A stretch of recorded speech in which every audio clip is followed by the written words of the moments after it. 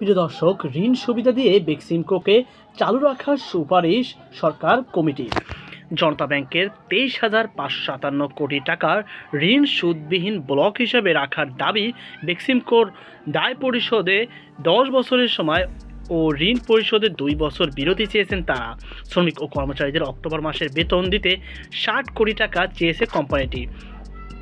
আরও 700 কোটি টাকার ঋণ সুবিধা চেয়েছে বেক্সিমকো।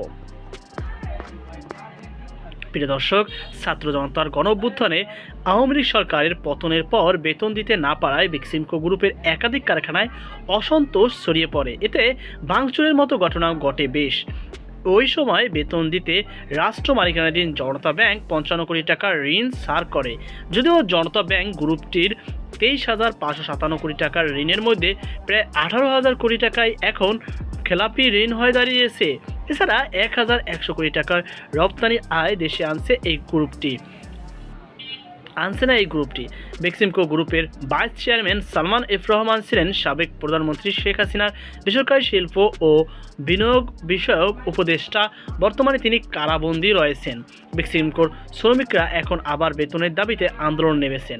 এমন সময় গ্রুপটির ভবিষ্যৎ কী হবে তা নিয়েও আলোচনায় বসেছে কলকারখানা ও প্রতিষ্ঠান পরিদর্শন অধিদপ্তরের অধীনে গঠিত সংকটে থাকা প্রতিষ্ঠান প্রোফাইলিং তৈরি বিষয়ক কমিটি।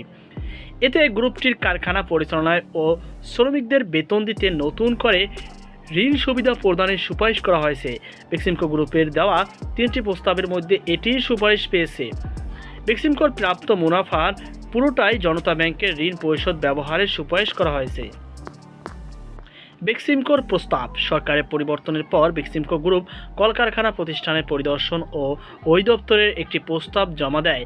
তাতে 3টি প্রস্তাব করা হয়। প্রথম প্রস্তাব, বেক্সিমকো গ্রুপ জনতা ব্যাংক থাকা 23,557 কোটি টাকার ঋণ সুবিধাহীন ব্লক হিসাবে রাখার অনুরোধ জানায়। সেই সঙ্গে দায় পরিশোধের জন্য 10 বছর সময় ও ঋণ পরিশোধ করার জন্য 2 বছর ছাড় চেয়েছে। শ্রমিক কর্মচারী অক্টোবর মাসের বেতন দিতে গিয়ে গত মঙ্গলবার 60 কোটি টাকা চেয়েছিল তারা। পাশাপাশি আরও 700 কোটি টাকার ঋণ সুবিধা চায় গ্রুপটি। এজন্য বেক্সিমকো কারখানা কর্তৃপক্ষ নতুন করে 683 কোটি টাকার সম্পত্তি জমি শেয়ার বন্ধক রাখার আগ্রহ প্রকাশ করেছে। দ্বিতীয় প্রস্তাবে বেক্সিমকোর সম্পত্তি বিক্রি করে অর্থের সংস্থান গ্রুপের অনন্য প্রতিষ্ঠান থেকে অর্থ সংস্থানের যোগান ও পৃষ্ঠপোষকতার কাছ থেকে বেসরকারিভাবে অর্থের যোগান নেওয়ার কথা বলা হয়েছে। তৃতীয় প্রস্তাবে কোম্পানি বন্ধ করে দেওয়া প্রস্তাব করা হয়েছে। এতে বলা হয়েছে কোম্পানি বন্ধ করতে গেলে 24,484 কোটি টাকা পরিশোধ করতে হবে। এতে শ্রমিকদের পাওনা 559 কোটি টাকা। এই টাকা জোগাড় করতে কোম্পানির বিক্রি করা ছাড়া বিকল্প নেই। পাশাপাশি বেক্সিমকো এও জানিয়েছে তাদের গ্রুপে 40,000 শ্রমিক কর্মচারী ও তাদের পরিবারের রুটি রুজির ব্যবস্থা রয়েছে, তাই তারা কারখানা বিক্রি বা বন্ধ করার পক্ষে নয়। কমিটির সুপারিশ। বেক্সিমকোর প্রস্তাবের পরিপ্রেক্ষিতে সংকটে থাকা প্রতিষ্ঠান প্রোফাইলিং তৈরি বিষয়ক কমিটি কলকারখানাগুলো কর্মসংস্থান ও তাদের রপ্তানি আয় এবং বকেয়া ব্যাংক ঋণ আদায়ের কথা বিবেচনা নিয়ে কোম্পানিটিকে চালু রাখার সুপারিশ করেছে।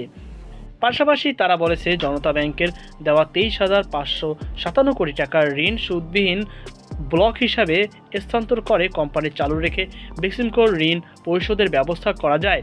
বেক্সিমকোর প্রায় 683 কোটি টাকা বাজারের মূল্যের সম্পত্তি বন্ধক রাখার প্রস্তাবের বিপরীত কোম্পানিকে 600 কোটি টাকার ফান্ডেড ও 400 কোটি টাকা নন ফান্ডেড নতুন রপ্তানি ঋণ দেওয়া যেতে পারে বলে জানিয়েছে কমিটি।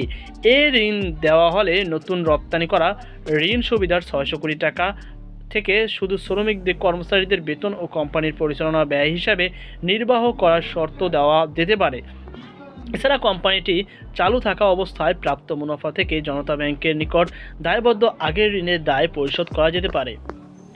জনতা ব্যাংকের ভাবনা। জনতা ব্যাংকের কিছু কর্মকর্তা বলছেন একটি গ্রুপকে জনতা ব্যাংক সর্বোচ্চ 1,428 কোটি টাকা ঋণ দিতে পারে, কিন্তু বেক্সিমকো গ্রুপ তার 16 গুণ বেশি নেওয়া হয়েছে, যা ব্যাংক কোম্পানির আইন ও কেন্দ্রীয় ব্যাংকের সঙ্গে করা সমঝোতা স্মারক সহ সব নিয়মনীতি লঙ্ঘন করেছে। আবার এর মধ্যে 18,000 কোটি টাকার ঋণ ইতিমধ্যে খেলাপি হয়ে পড়েছে। এছাড়া বেক্সিমকো গ্রুপের প্রায় 1,100 কোটি টাকার রপ্তানি আয় দেশে আসছে না। সরকার বদলের আগে প্রতি মাসে যে আয় আসতো এখন তার অর্ধেক আসছে না। এদিকে জনতা ব্যাংকের এখন ঋণ দেওয়ার সক্ষমতা নেই, সেজন্য বেক্সিমকো গ্রুপকে নতুন করে কোনো অর্থ দেওয়ার আগ্রহ নেই তাদের। প্রয়োজনে বেতন দেওয়ার জন্য জনতা ব্যাংক অন্য কোনো ব্যাংক থেকে ঋণ নেওয়ার পরামর্শ দিয়েছে। তবে এই জনতা ব্যাংকের আনুষ্ঠানিক বক্তব্য পাওয়া যায়নি। ব্যাংকটির ব্যবস্থাপক পরিচালক মুজিবুর রহমানকে একাধিকবার ফোন করা হলেও তিনি ফোন রিসিভ করেননি। তো প্রিয় দর্শক, আশা করি আপনারা বুঝতে পেরেছেন যে বেক্সিমকোর কি কোন অবস্থা করে রেখেছে সালমান এফ রহমান। তো সকল আল্লাহ হাফেজ।